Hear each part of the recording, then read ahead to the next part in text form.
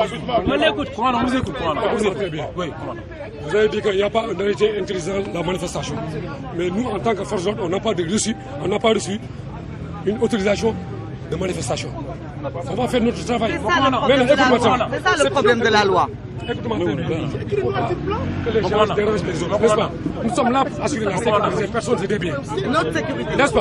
Maintenant, tout ce que je vous demande, en tant que commandant de Bokor B, vous n'avez pas l'autorisation et nous ne l'avons pas.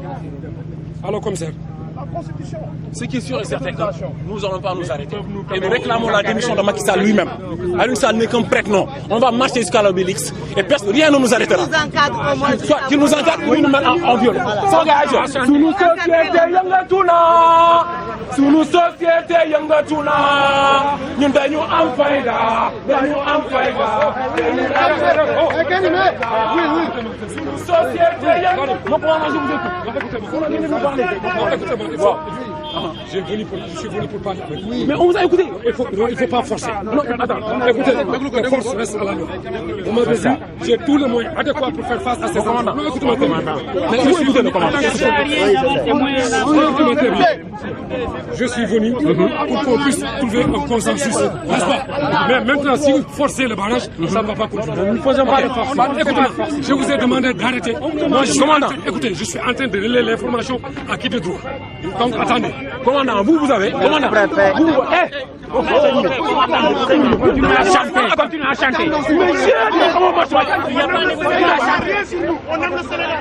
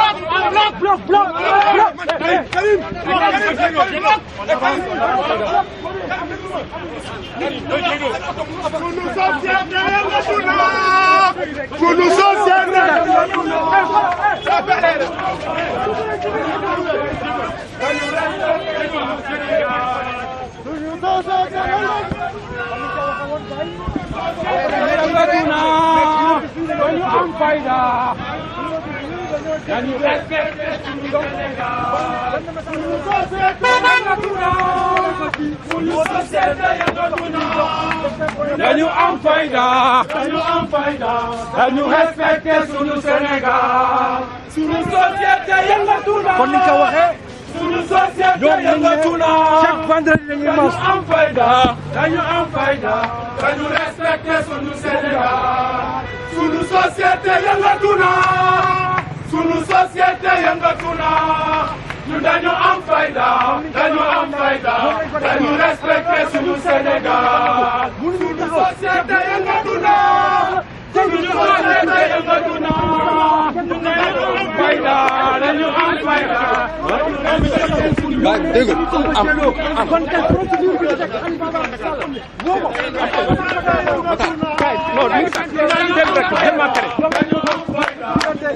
alors Karim lan moo waral tey seen génn bi. waaw dañuy manifester parce que ñun ñoo promettoon Sénégalais yi ne leen que ñun dañuy génn chaque vendredi.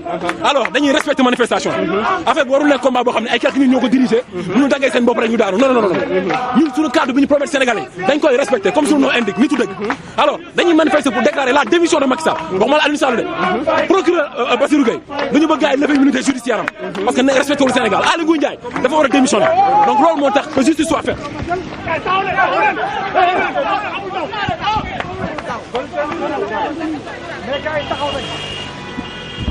waaw mi ngi noonu gars yi commencé nañ taal.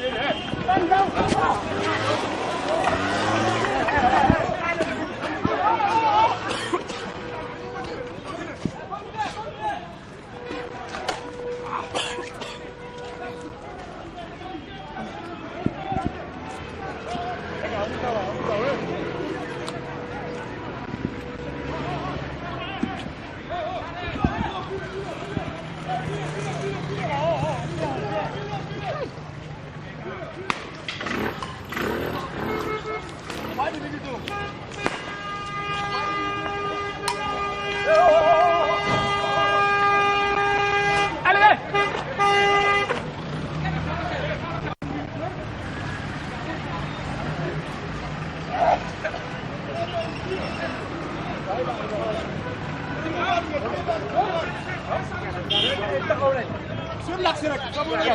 C'est pacifiquement. Bàyyi xel yi ngay sànni wax.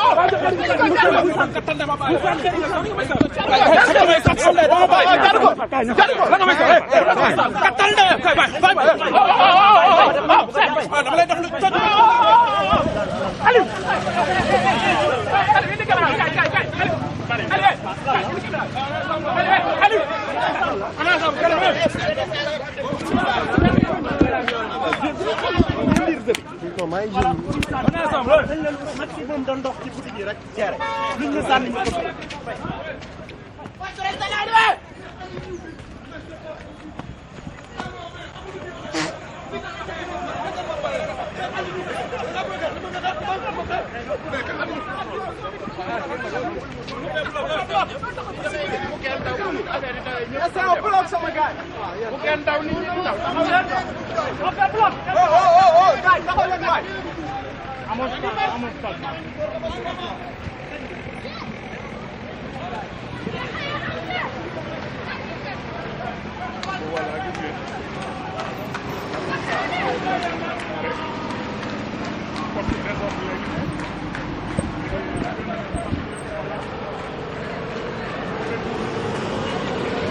ah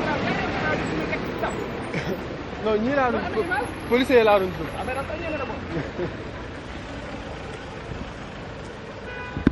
ñii du ñuy rey ñu ni rek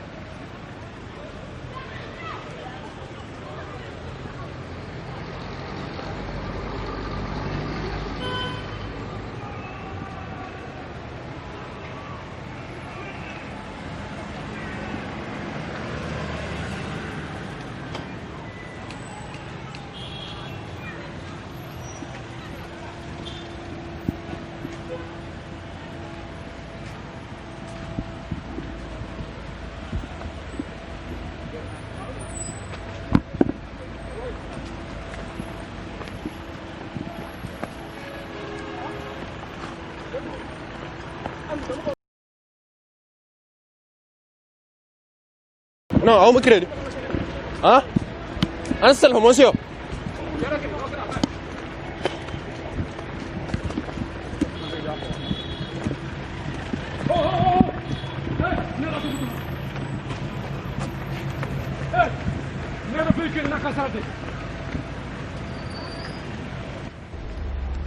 oh traitement de santé Zoé point sen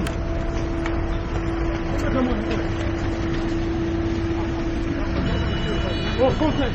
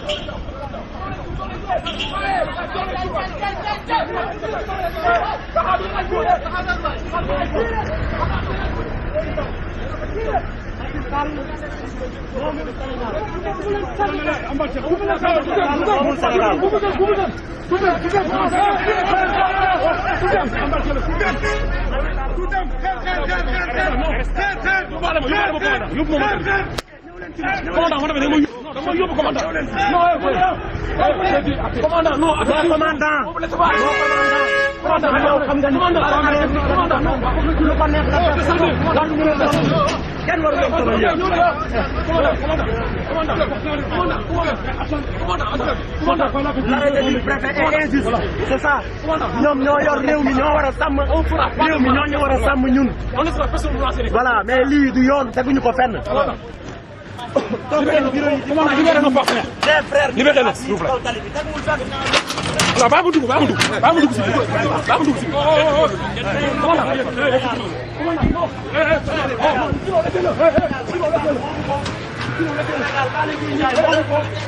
Sénégal ñun ñoo ko bokk moom. baa ñu dugg seen bopp ñun ñu Cheikh baa ñu dugg si kon baa ñu dugg si bu laal bor bi bu laal bor bi bu laal bor bi bu laal bor bi bu laal bor bi bu laal bor bi Sénégal dafa ëpp dafa arrêté Sénégal commandant dafa war a dakk non mais commandant yow xam nga ni xel ni Aliou Sall dara du ko fekk commandant bi du def liggéeyam commandant nous avons le droit de manifester c'est ça justice bi du def liggéeyam mu xeer am nañ respect ci yéen vraiment vous êtes nos frères mais amuñu pexe lii rek lañ mën a def doxu ñàkk pacifiquement ñëwul pacifiquement c'est ça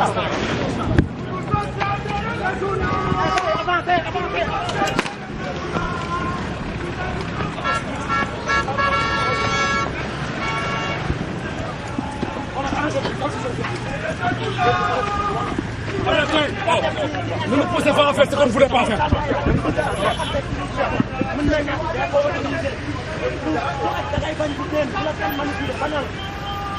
suñu papa nga ci réew mi nga bokk waroo nangu kenn di yàq suñu réew mi ko jaar yow waroo ko nangu c'est injuste voilà Macky Sall moomu réew mi Macky Sall moomu réew mi Aly Ngouille Ndiaye moomu réew mi préfet de Dakar moomu réew mi le procureur moomuñu Sénégal dañ fi am droit comme ñoom niñ ko amee c'est ça pacifiquement voilà on sacrifie pas pour l'avenir voilà duñu nangu ku sacrifier Sénégalais honte à vous la police sénégalaise honte à vous voilà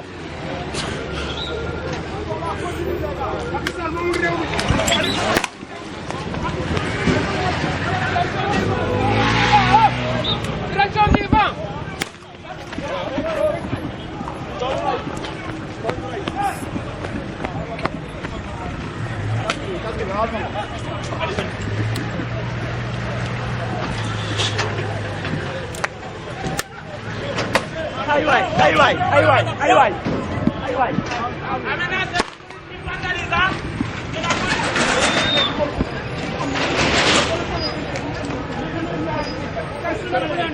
oh non man kay maa ngi yow laay kii waa rek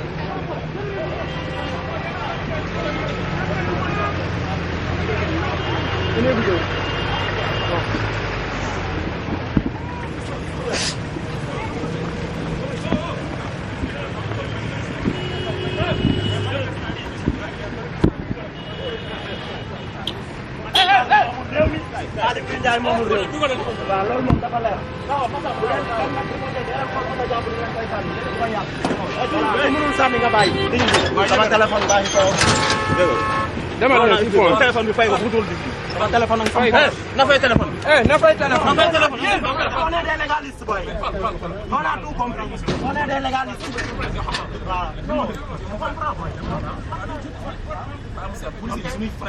dafa leer même message boobu lañu am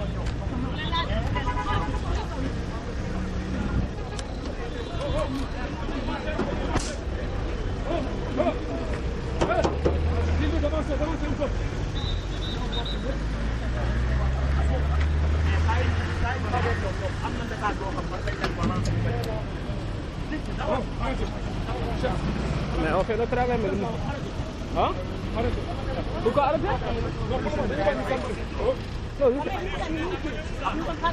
allô si si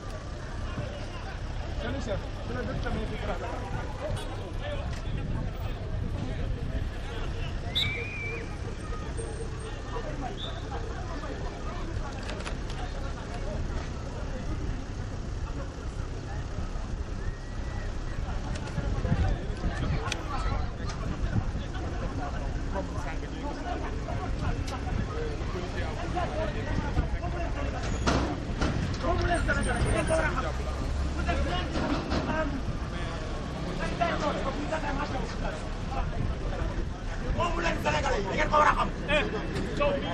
yow moomoo ñëw yow moomoo ñëw yow maa la gën a am man maa la jënd yow. après xam nañ dara xamoo dara tu n'es rien tu n'es rien quoi tu n'es rien. un patriote comme ça tu te tares au poste de l'ordre. un patriote tu te dis patriote.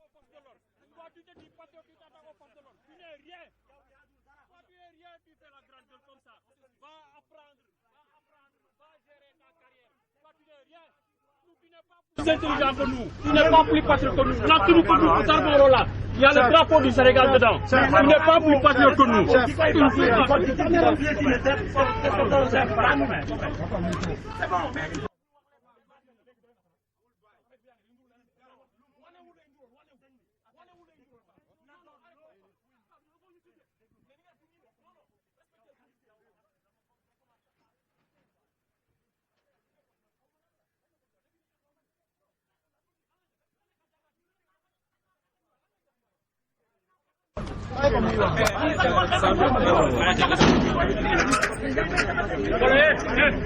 leen ko dóor leen ko def dara mais bu leen wax dara leen ko ko il n'est pas plus sénégalais que vous leen ko dóor leen ko saaga leen ko def dara leen wax ne il n'est pas plus sénégalais que vous.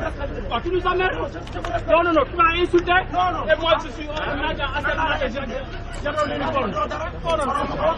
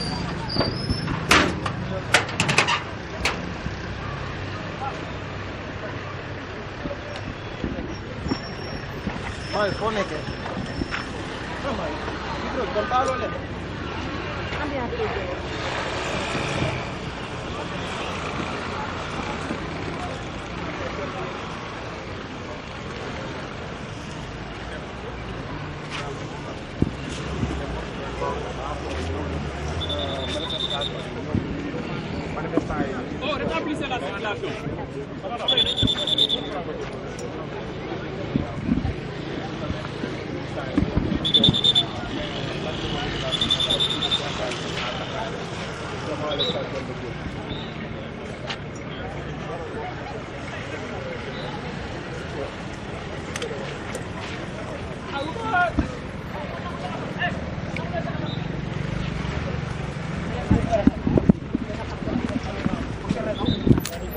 waaye rek laa buy dox may dox mu ngeen bëgg nangu sama téléphone foo na ko teg.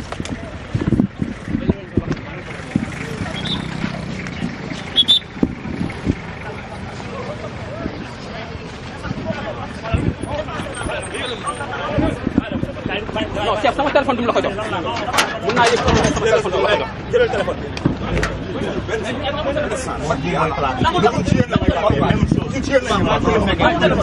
sama téléphone du la ko jox moi je suis un ancien militaire sama téléphone lu tax ma koy jox sama téléphone. joxoo ko téléphone yi non commandant amul sama commandant sama téléphone suñu téléphone jox nañ leen ko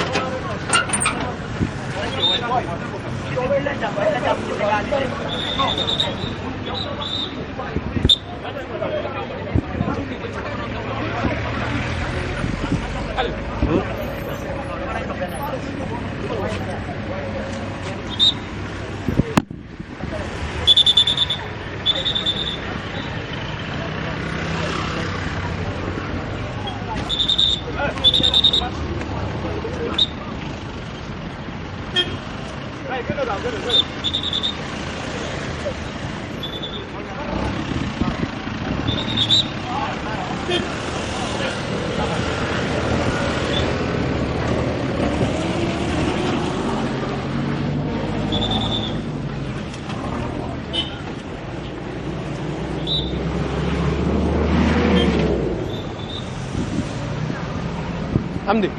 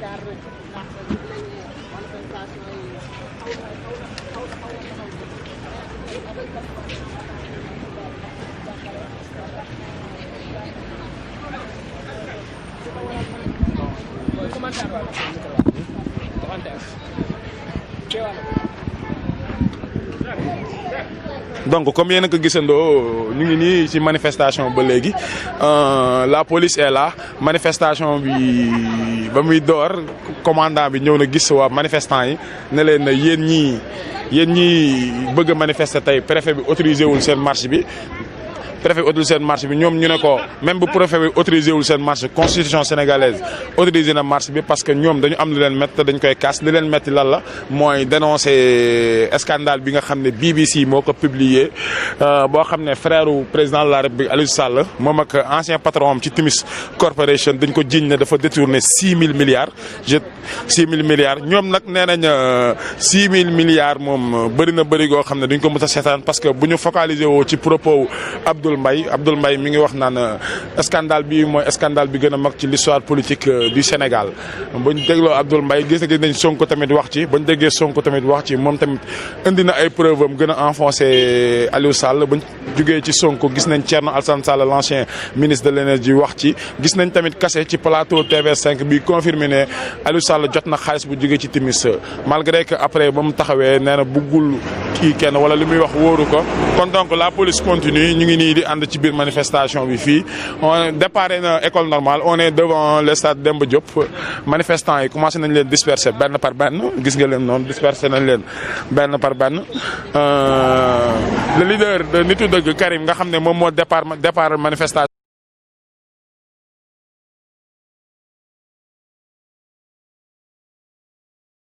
ak les policiers parce que benn policier bi dane manifestant bi ne ko doo dara manifestant bi ne ko yow bu dee du ba dara yow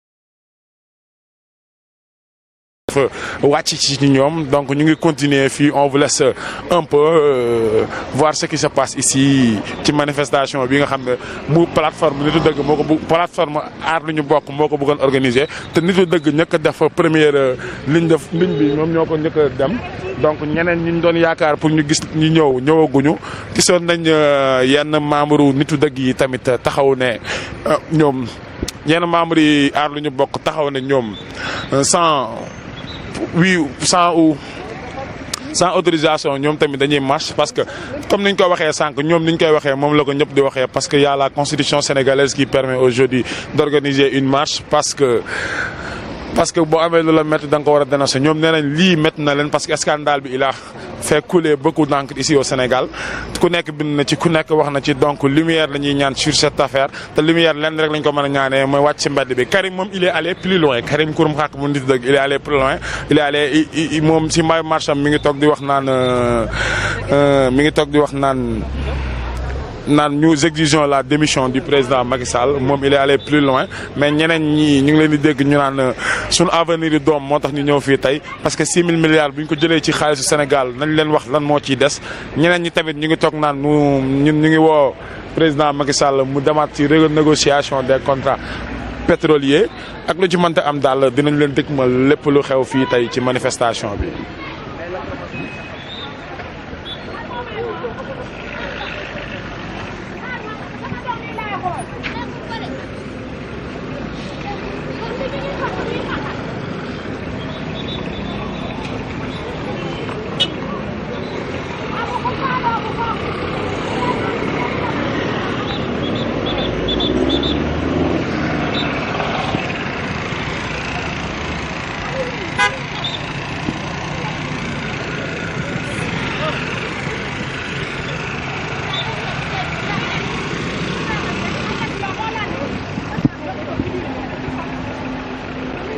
li jeexul li jeex na de gaa nañu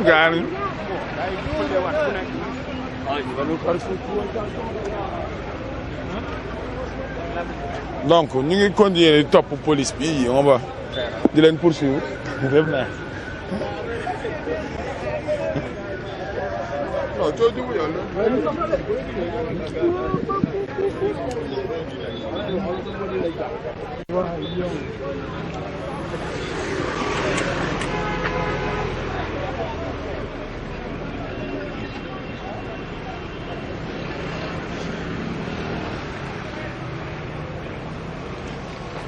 gis ngeen ko topp nañ police bi ba dem pour fekki manifestants yi nekk ci beneen côté bi ñu gis nga leen nos confrères journalistes sont présents ici.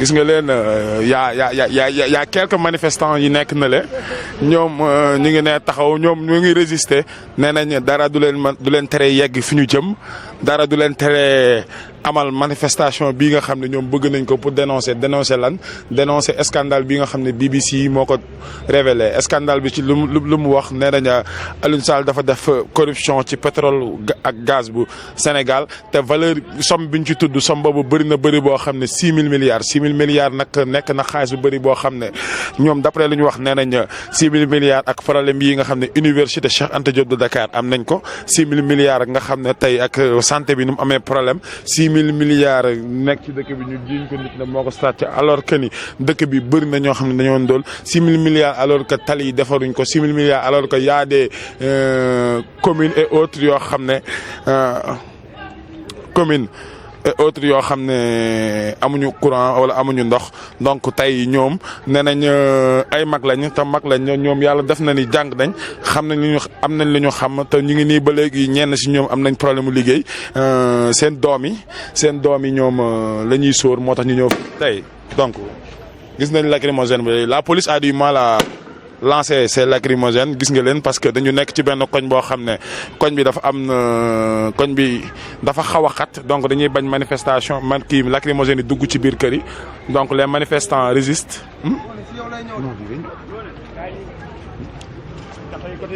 day ñëwaat yéen ñëpp lii lay dal.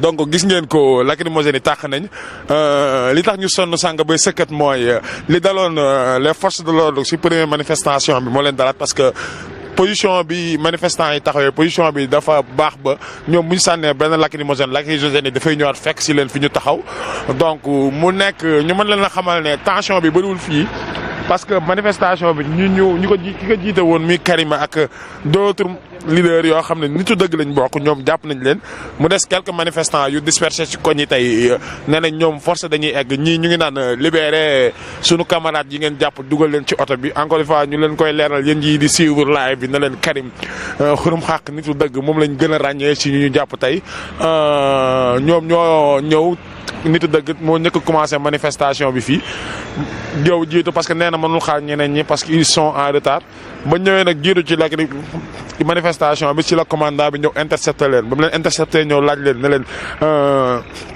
yéen seen manifestation bi autorisé wuñ ko kon donc maa ngi leen di ñaan ngeen dakkal ko ñoom ñu ne ko duñu ko dakkal parce que dañu am lu leen métti et la constitution sénégalaise leur permet tey bu ñu amee lu leen métti ñu wàcc marche bu ñu amee lu leen métti tey ñu wàcc marche loola waral tey seen teewaay. looloo waral tey seen teewaay gisoo journalistes yi ak seen vinaigre yéen a ngi leen gis nii ci biir live bi ku nekk ak seen vinaigre parce que manifestation bi saf na ci ñëpp saf na ci manifestants yi saf na ci journalistes yi même boo xoolee force de l'ordre yi sax ils sont bien protégés moo tax tey lacrymogène saf na tey yow fii lañ taxawoon sànq di sànni à chaque fois bu ñu sànnee lacrymogène dafay ñëwaat ci ñoom on continue sur.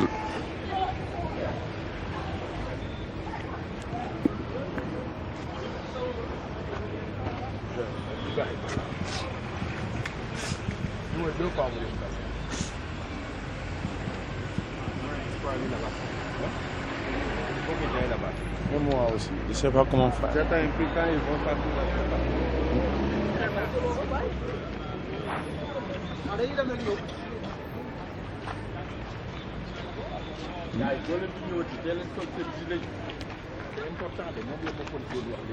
dafa bëggoon jàpp sax. voilà day leen sol gilet sama carte la gis. man gilet yi moom xoolal su ma mënti gën moom laay sol. moom la ma commandant bi wax léegi nee na ma lii laa bëgg da ngeen di sol gilet ñu leen di xam. sax na dafa ñëw rek bëgg maa jàpp.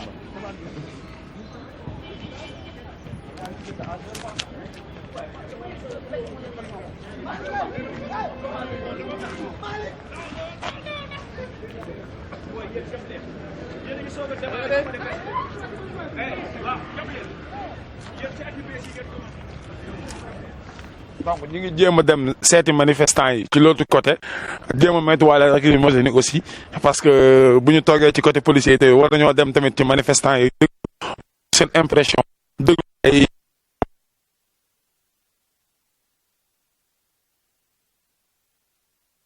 fii lañ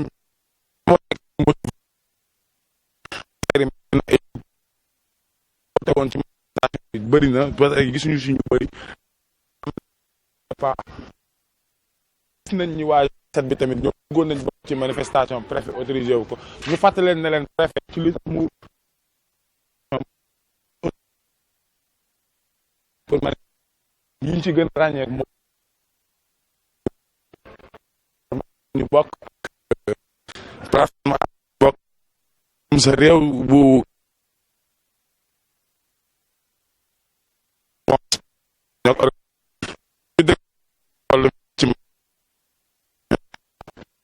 Il paraît qu'il y a beaucoup de policiers en train de...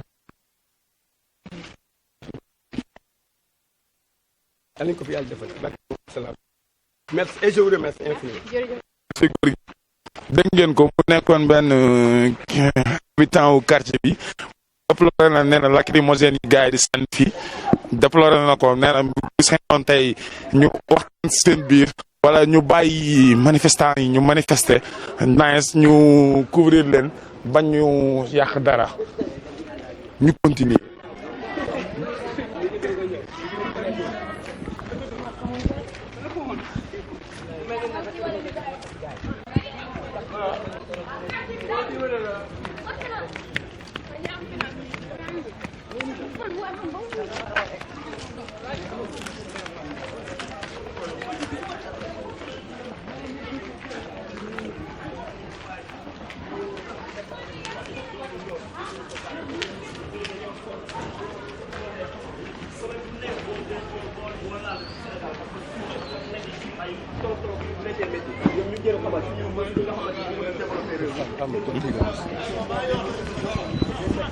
Est-ce que vous êtes décidé aujourd'hui à braver cette interdiction? Oui, nous avons décidé de braver l'interdiction préfectorale parce que cette interdiction-là n'a basé sur aucun fondement légitime. Parce que le droit à la manifestation nous a été octroyé par la Constitution sénégalaise. Et la Constitution est la charte la plus haute. Donc nous n'allons pas accepter un préfet qui est une simple autorité administrative veut s'arroger le droit de nous priver nos droits et libertés les plus fondamentaux que nous a octroyé la Constitution sénégalaise. Et vous manifestez contre quoi? Nous sommes ici aujourd'hui pour manifester contre la spoliation de nos ressources. Nous sommes aussi aujourd'hui pour exiger la transparence et sur nos ressources naturelles, particulièrement nos ressources pétroliers et gaziers. Et exiger aussi la transparence sur les contrats pétroliers et gaziers signés par le président Macky Sall dans des conditions extrêmement nébuleuses. Et vous savez que le président, c'est le peuple sénégalais qui lui a donné la légitimité de signer des accords. Donc, s'il signe aujourd'hui un contrat, il doit mettre au parfum la population sénégalaise pour qu'il puisse comprendre ce qu'on a signé, ce qu'on a mis dans ces contrats-là. Et nous avons trouvé que ces contrats-là sont extrêmement léonins et sont désavantageux pour le Sénégal. Et aujourd'hui, vous bravez contre cette interdiction coûte que coûte?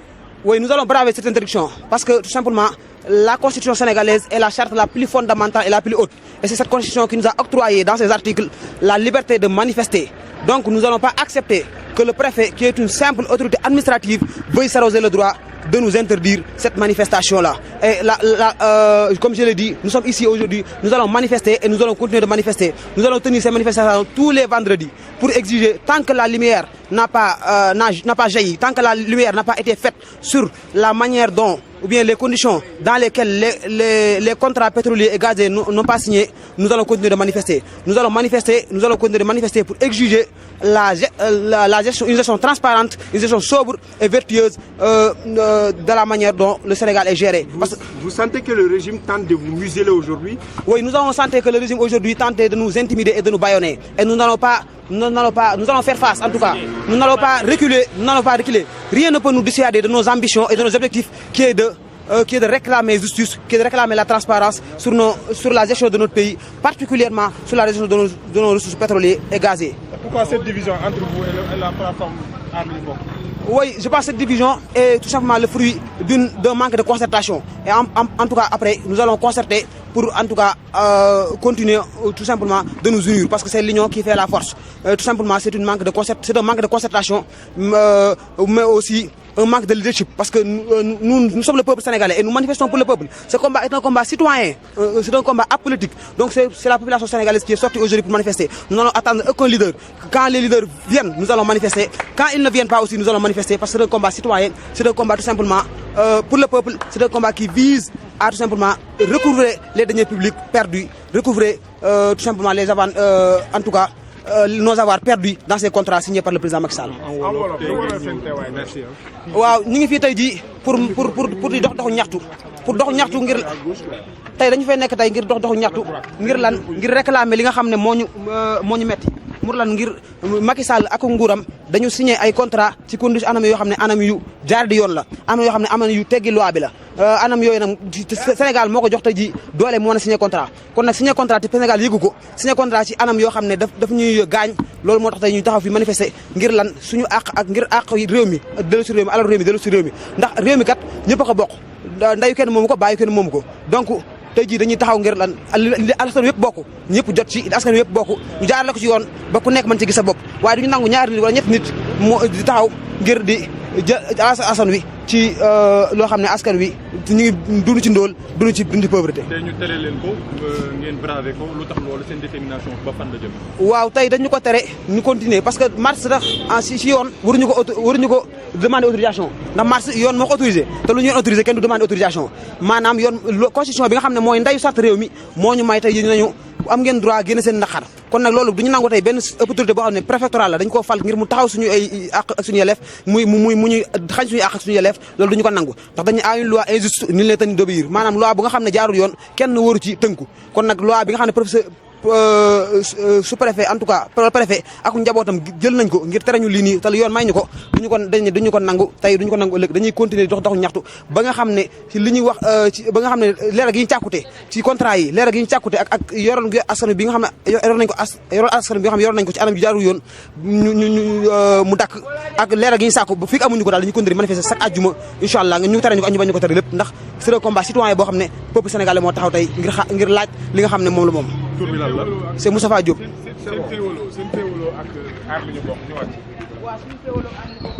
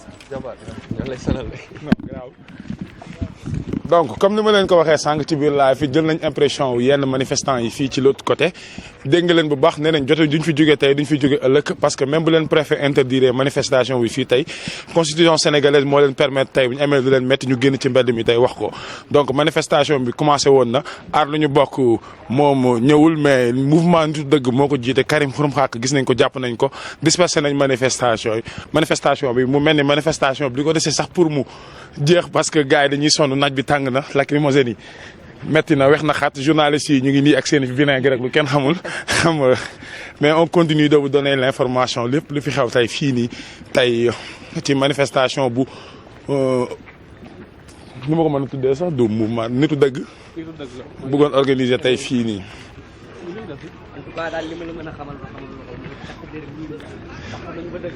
dégg nga ko nee na takk der wuy nañ seen tur takku nañ ba dëgër comme d'habitude gis nañ ko ci suba 500 policiers déployés tey pour mën a interdire manifestation Bour Guédé mi ngi nii Bour cher naa la yaa ngi ci jàmm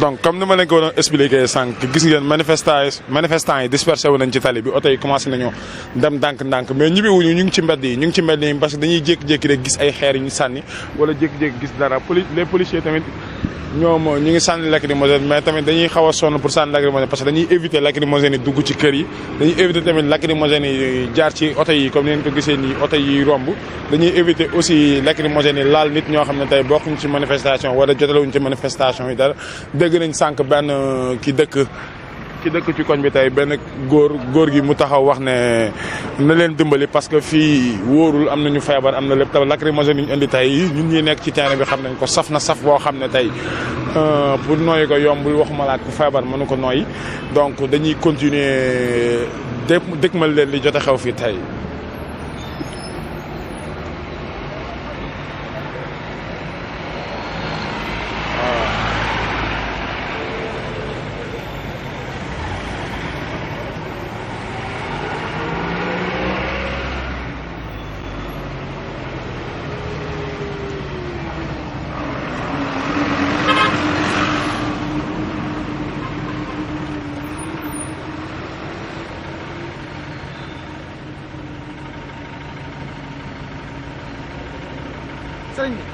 léegi kaay waxal sama gars yi lu fi xew waaye résumé ma ko dégg nga noo tuddati sax. Paa Ibrahima. Paa Ibrahima Dito. waaye mbokk dañu xaw a tardé ci manifestation bi mais xanaa puisque waa aar li ñu bokk si les leaders maanaam ñi nga xamante ni ñoo ko jiite ñoom dañuy joxe woon moo door ne tey du ñu manifester dañuy bàyyi ba lënd ñu def benn conférence de presse waxaat seen beneen plan d'action mais à la surprise générale mooy am na ñoo xamante ni ci aar lu ñu bokk lañ génn ñoom nee nañ nanguwuñu ànd ci loolu après ñoom ci lañ génn nag ñu koy manifester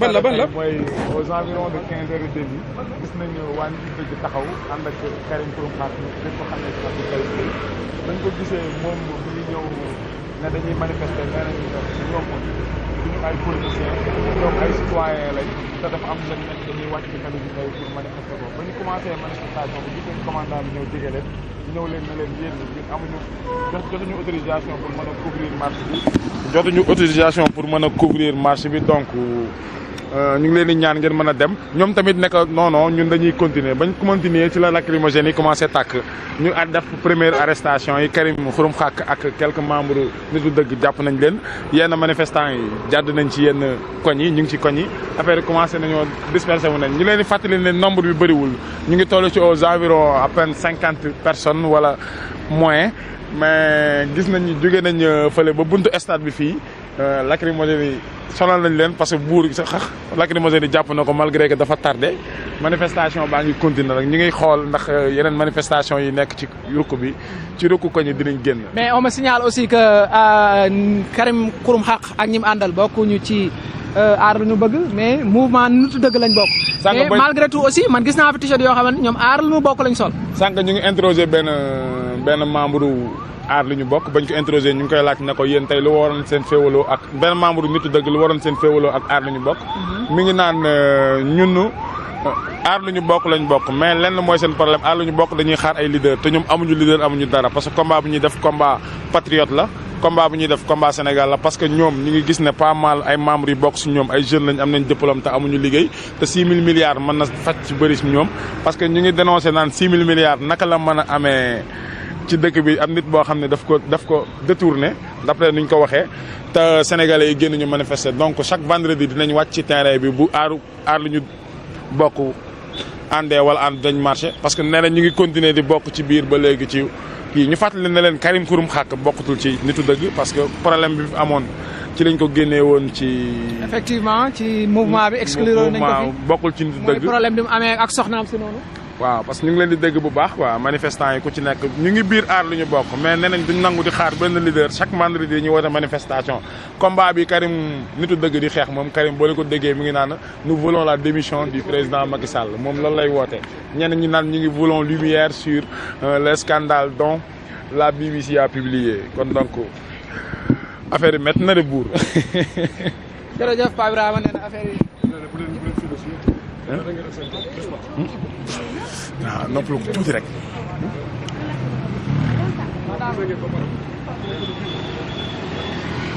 on se déplace. dañuy dem on se déplace.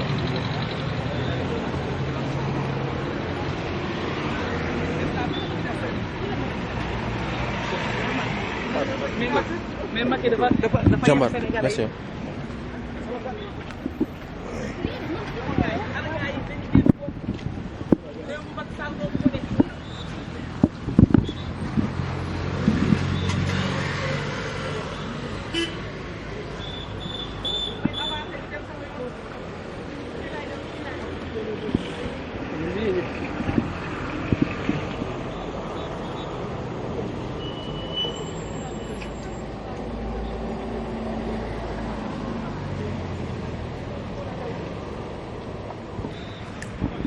voilà am na ku jigéen ku ñuy préparé pour embarquer ko noonu. Oui, mais je suis plus dans la foule, monsieur. Je ne suis plus, attention, ne me faites pas mal. Embarquez. Je ne suis plus dans la foule, je suis là. Mais attendez, ce pays, c'est de la dictature. C'est de la dictature. voilà mu ngi noonu ñuy yóbbu mu ngi noonu naan le pays c'est de la dictature ñu noonu di ko dugal si biir oto bi.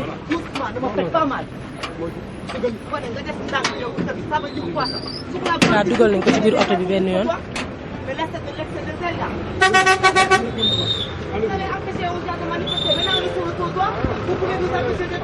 voilà bëgguñu benn rassemblement comme ni nga ko waxee boobu ak léegi comme que préfet dafa interdit li nga xam ne moom mooy manifestation bi ñii nag di syndicat des travailleurs ñoom ñooy manifester fii mu mel ni jàpp nañu presque moitié bi fi nekkoon yëpp.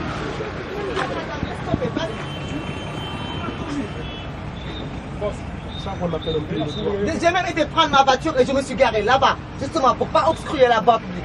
Mais vous n'avez pas le droit de m'arrêter. Voilà mu ngi woon ci biir oto bi.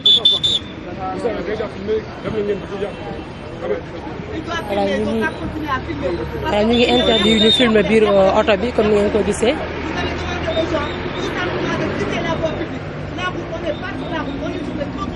Depuis quand maintenant les trottoirs nous sont interdits?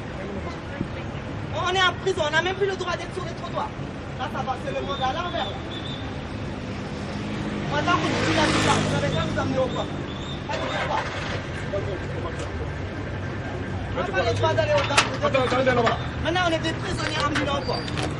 voilà ñu ngi noonu di leen yóbbu am na daam bu ñu yóbbu bu mel ni si trottoir bi sax dañ leen di arrêté amuñu droit communiquer ci trottoir bi.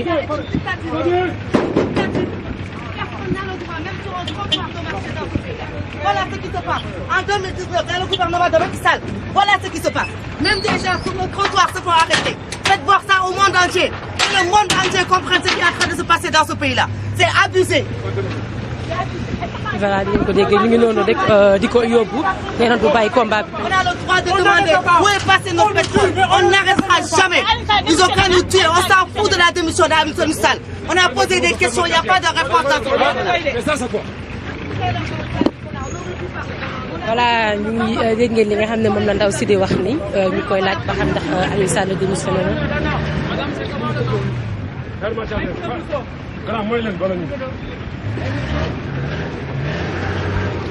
voilà ñu ngi koy yóbbu ñu oto bàyyi noonu di dem nanguñu benn rassemblement ak képp mu taxaw même soo taxawee si trottoir bi sax c'est risqué mën nañ leen yóbbu. Comme ça c'est fini. Mais on saura qu'on est mort pour le Sénégal. Ça vaut la peine. Ne nous accepterons pas d'être des esclaves. Le combat continue. Nous ne sommes pas des esclaves. Non, non, s'il vous plaît. Le combat continue. S'il vous plaît. Non, s'il vous plaît. voilà nee nañ bokk ñu ci benn plateforme ñoom ay sénégalais lañ te dinañ continuer li nga xam ne moom mooy combat bi voilà oto baa ngi noonu di dem oto baa ngi noonu di dem ñu xool ba xam ndax dinañ fi gisaat beneen mobilisation wala benn rassemblement rek.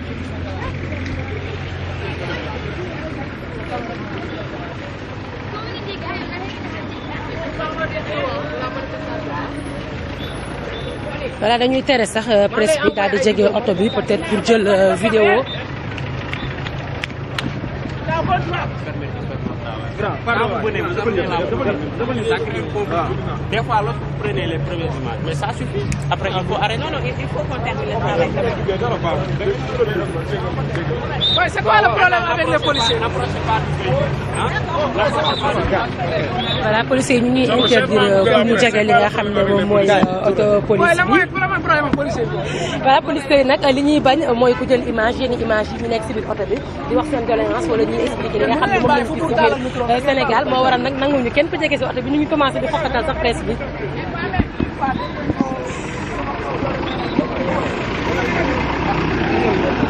voilà ñu ngi jéem a éparpillé ñu ne ñu yéeg ci. mais bu nga xool ci kii bu nga xool ci écran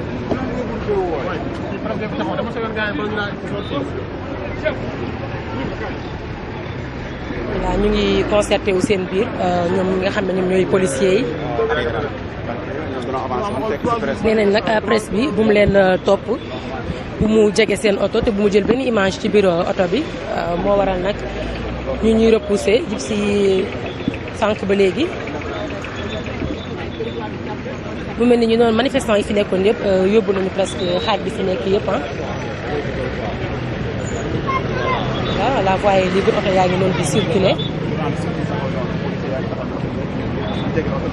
loolu mooy li nga xam ne moo fi xew sama grand waaw ni ñu ko gisee rek ñoo ko gisandoo li nga xam ne moo fi xew gannaaw bi nga xam ne jàpp nañ quelques manifestants ak ndaw si nga xam ne taxawoon na ci trottoir comme ni nga ko waxee ci trottoir lañ ko fekk yóbbu Maïmouna Bousso ca gannaaw ga gis nga policier ñu ngi ñëw nee na journaliste yi nan arrière ngir mën a xam naa ne bu ñu jege oto bi de bañ gars yi jël image bi loolu mooy li nga xam ne moo xew moom fii ci buntu stade Demba Diop gën leen ko toppal lépp loo xam ne xew na fi dinañ leen ko wax voilà policiers yaa ngi di rassemblé wu comme ni ngeen leen gisee nii ñun ñëpp a ngi nii sur le terrain mais nag képp ku fi nekkoon manifestant instant yi yóbbu nañ leen. tey soo yore olof. ku ne manifestation mu soo yore olof naan nii ci tali bi ma ne ko tëgg ba daanu.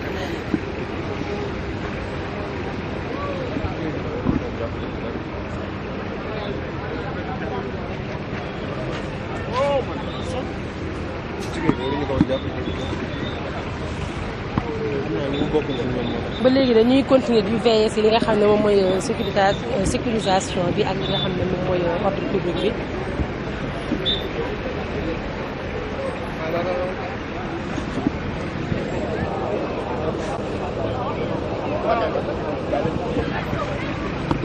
voilà kon mbokk internet yu leral point net gis ngeen li nga xam ne moom moo fi amoon tout à l'heure mu nekk benn manifestation boo xam ne ni préfet def ko interdire woon looloo waraloon nag ñi fi jotoon nekk ñëpp jàpp nañ leen yóbbu leen gis ngeen way takk dar yi am na koo xam ne sax benn femme boo xam ne mu ngi taxawoon ci kaw trottoir bi mais dañ ko daal di jàpp dugal ci biir oto bi ndax nee nañ bëgguñu benn mobilisation wala benn rassemblement ba tax na kenn nekkatu fi à part ñoom force de l'ordre yi te nanguwuñu sax presse bi daal di jege oto yi ngir jéem a jël ñi nga xam ne jot nañ leen jàpp ba tax na kon dañuy tëj li nga xam ne moom moo di direct bi daal di ñëwaat ci kanam bu amee information dina leen ko jàllale en direct merci beaucoup.